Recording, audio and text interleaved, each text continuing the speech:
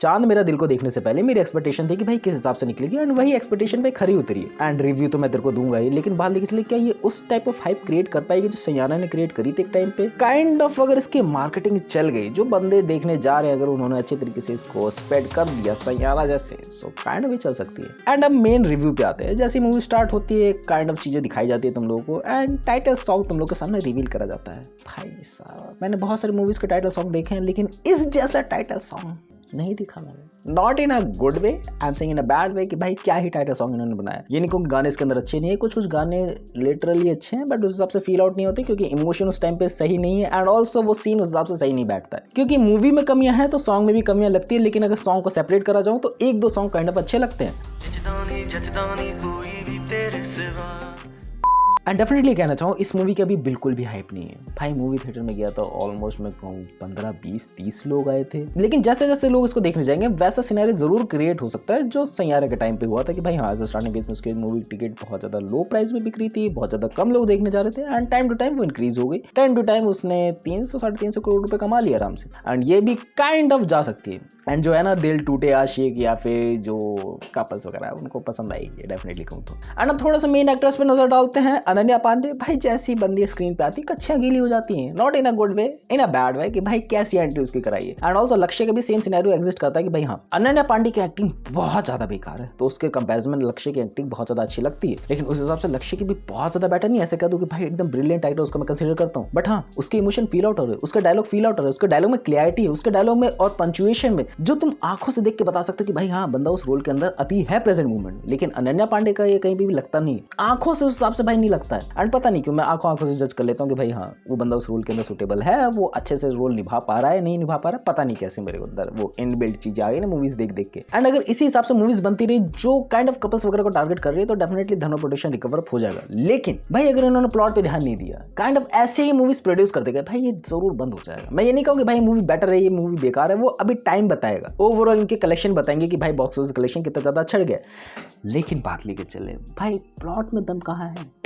ना वो सैयारा के टाइम पे था ना वो इस टाइम पे है। कहाँ है मुझे बताओ। ओवरऑल मैं कहता हूँ कि भाई इनका सिर्फ लक चल रहा है। यस लक के नाम पे लोग पैसे कमा रहे हैं एंड आधे ज्यादा शेयर इनके जो बिक चुके हैं। करण जौहर भैया क्या करके मानोगे आप, मेरे को ये बताओ। सिद्धार्थ के चक्कर में आपने पूरा जीवन अपना बर्बाद कर लिया, लेकिन अब आगे का क्या प्लान है? थोड़ा डार्क हो गया, बहुत लोगों से नहीं आया समझ में।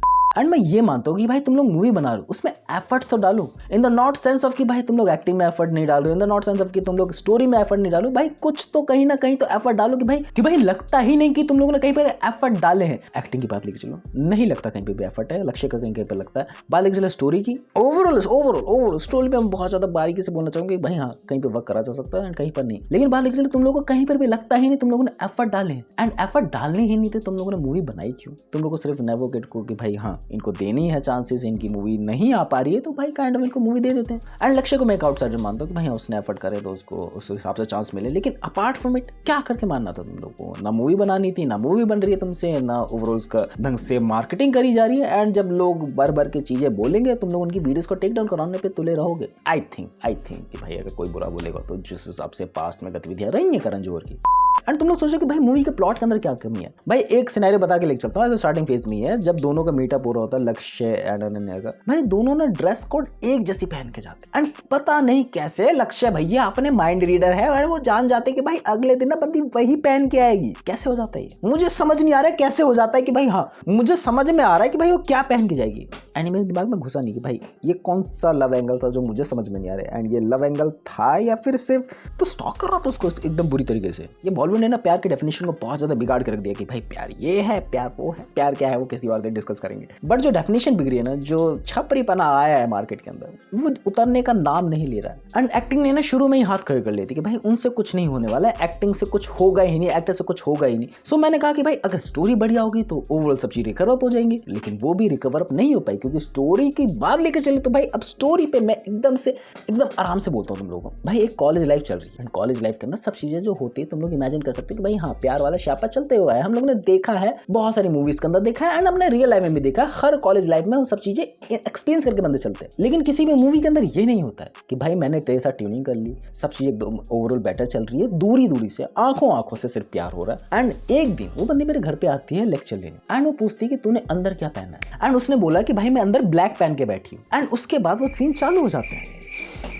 ये कौन सी मूवी थी, ये कौन सा प्लॉट था, जो ये कौन सा प्यार था जो मुझे समझ में ही नहीं आ रहा है। एंड ये तो सिर्फ मैंने तुम लोग को एक क्षण बताया जो इस मूवी के अंदर बीता है। भाई ऐसे बहुत सारे क्षण आते हैं कि भाई क्या चीजें हो रही है, क्या चीजें पागलपंती वाली करी जा रही है। लाइक बात लेकर चले ओवरऑल मूवी इस हिसाब से चलती है कि भाई हाँ तुम लोग प्यार शापे के अंदर पड़ गए, कैसे आए कैसे नहीं आए, बॉलीवुड वाला टिपिकल प्यार हुआ एंड चले गए तुम लोग उसके अंदर, रिलेशनशिप में आए, सब चीजें एकदम बेटर चल रही है and she got pregnant. After that तुम लोग को पता है भाई घर वाले मानने वाले तो है नहीं एंड उसके बाद चीजें ओवरऑल चलती हैं, दोनों अलग रहते हैं घर वालों से। एंड एक दिन लक्ष्य भैया को चढ़ते गुस्सा, वो पकड़ लेते हैं मुंह एंड उसके बाद उनकी हो जाती है सेपरेशन कि भाई तूने मेरे ऊपर हाथ कैसे उठा दिया। ओके मानता हूँ कि भाई चीजें होती है, लड़ाई झगड़े होते हैं एंड उसके बाद हो जाता है डायरेक्ट डिवोर्स एंड उसके बाद हो जाता है अनन्या पांडे को दूसरे बंदे से प्यार एंड उसके बाद उनका एक बेटी भी रहती है जिसको वो भुलाना नहीं चाहता है लक्ष्य। एंड ये जब ट्रायंगल चल रहा होता है तो भाई लक्ष्य को ऑफर आता है कि भाई कहीं दूर जाके पढ़ाई करनी एंड उस वजह से अनन्या पांडे किसी और के साथ शादी कर लेती है, कहीं और जाके कुछ और चीजें करनी। भाई क्या मैं कह रहा हूँ ना, एकदम इसका प्लॉट सिंपल करा जा सकता था, एकदम प्लॉट इसका एकदम अच्छी तरीके से लिखा जा सकता था, इसका फर्स्ट हाफ एकदम बेटर तरीके से प्रेजेंट करा जा सकता था। लाइक मैं बात जो पहले हाफ के अंदर का तुम लोग ये दिखा देते कि भाई दोनों का प्यार बिल्डअप कैसे हो रहा है एंड प्यार होते ही